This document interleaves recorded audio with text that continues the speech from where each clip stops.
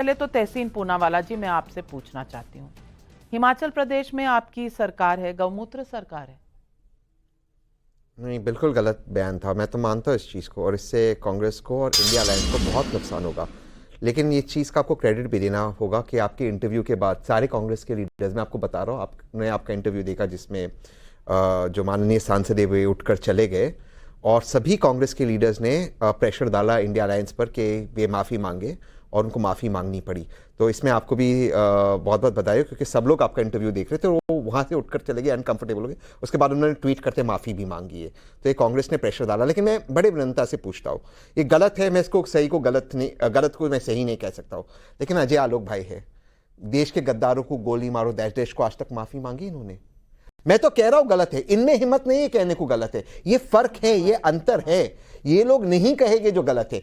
ये चीज सनातन पे मैंने आपके शो पे कहा गलत था, गलत था, ये नहीं कहेंगे। जो इन्होंने गाली देते ये इस पर नहीं कहेंगे। ये फर्क है दोनों अलायंस के अंदर। तो अगर अजय आलोक जी कह दे कि अनुराग ठाकुर जी ने या कपिल मिश्रा जी ने जो कहा उसके लिए वे भी माफी मांग रहे। वीके सिंह जी ने क्या कहा, सारे मीडिया के लोग जो शब्द का प्रयोग किया, मैं नहीं कर सकता हूं ना, जो कहा प्रेस्टीज, मैं उसके उस शब्द का प्रयोग नहीं कर सकता, माफी मांगी वीके सिंह जी ने।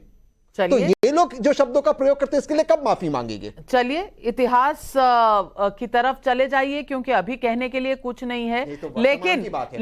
लेकिन अगर आप कह रहे हैं कि कांग्रेस पार्टी के दबाव में आकर उन्होंने माफी मांगी, तो बधाई हो आपको। और फिर तो ये तय हो गया अजय आलोक जी कि जब सनातन को हटाने की बात आई थी और उदयनिधि स्टालिन ने कहा था, तो कांग्रेस दबाव डाल सकती थी, लेकिन नहीं डाला, क्योंकि तब कोई माफी नहीं मांगी गई, किसी ने वो अपना स्टेटमेंट वापस नहीं लिया। आज कांग्रेस पार्टी दबाव डाल रही है तो उन्होंने माफी मांग ली। अब ये सनातन की वजह से अगर कांग्रेस को लग रहा है कि ये चुनाव हार गए और आज दबाव डाल रहे हैं, तो तब क्यों नहीं डाली थी? क्योंकि तब सनातन जरूरी नहीं था, और आज वोटों के लिए डर लग गया तो सनातन जरूरी हो गया और उत्तर भारत जरूरी हो गया। तहसीन भाई, खड़गे जी को बोलेंगे माफी मांगने के लिए? कर्नाटक चुनाव में पब्लिक रैली में उन्होंने कहा था खुलेआम कि अगर मोदी सत्ता में आ गया तो ये सनातन धर्म का यहां राज हो जाएगा। उनको माफी मांगने बोलेंगे? उनके पुत्र प्रियंक खड़गे को माफी मांगने बोलेंगे? बोल सकते हैं आप या कांग्रेस पार्टी? जहां तक रही मेरी बात, आप अनुराग ठाकुर को बोल रहे थे कि मैं अनुराग ठाकुर को माफी मांगने बोलूं। अनुराग ठाकुर ने कहा देश के गद्दारों को, अब जनता ने कहा गोली मारो डैश। देश को गद्दारों को आप क्या करेंगे? माला पहनाएंगे, हार पहनाएंगे? मैं नहीं पहनाऊंगा। मैं देश के गद्दारों को देखूंगा, मैं गोली मारने की चाहत रखूंगा। मैं भी कहता हूं कुछ कर लीजिए मेरा, मैं देश के गद्दारों के साथ खड़ा नहीं हो सकता हूं। और अगर जनता गाली दे रही है तो इसमें अनुराग ठाकुर की गलती नहीं, मैं गाली का शब्द नहीं निकाल रहा। बात यह है कि मानसिक रूप से विक्षिप्त हो गए कांग्रेस, ये 3 राज्य हार के। आप ये बताइए, एक तरफ आप ट्विटर हैंडल पर लिखते हैं ये चुनाव में हमारे सब कुछ पाने के लिए हमें भारतीय जनता पार्टी से 10 लाख वोट ज्यादा मिले, बहुत अच्छा। हमें 40% वोट मिला, बहुत अच्छा। उसके बाद आप कहते हैं कि ईवीएम हटा देना चाहिए साहब, ईवीएम पे सवाल उठाते हैं। दोनों चीज कैसे हो सकता है तहसीन भाई, बताइए जरा। अगर ईवीएम बीजेपी के लिए काम कर रही है तो फिर 10 लाख वोट कांग्रेस को ज्यादा कैसे मिल जाए? और फिर आप 24 में रिटर्न की बात कर रहे हैं। मतलब चित्त भी मेरी, पट भी मेरी, अंगूठा मेरे बाप का, ऐसे थोड़ी ना होता है, ऐसे राजनीति चलती है।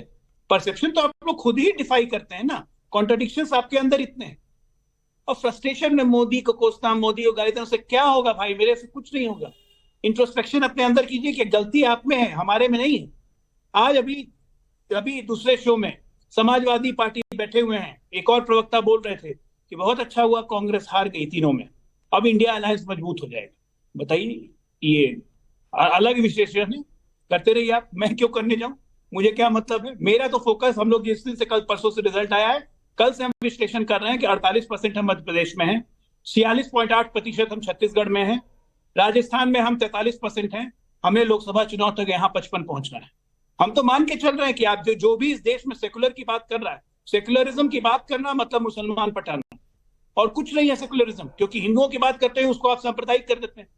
81% हिंदू होने के बावजूद भी इस देश में अगर हिंदुओं की बात कीजिए तो वो हो जाएगा सांप्रदायिकता, और मुसलमानों की बात कीजिए तो हो जाएगा सेकुलरिज्म। ये आपका अजीब कॉन्सेप्ट है, मेरे कॉन्सेप्ट ये समझ में नहीं आता है।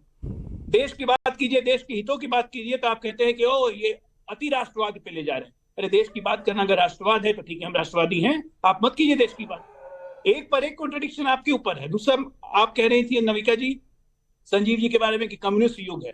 अब आज के डेट में कम्युनिस्ट और कांग्रेस अलग नहीं।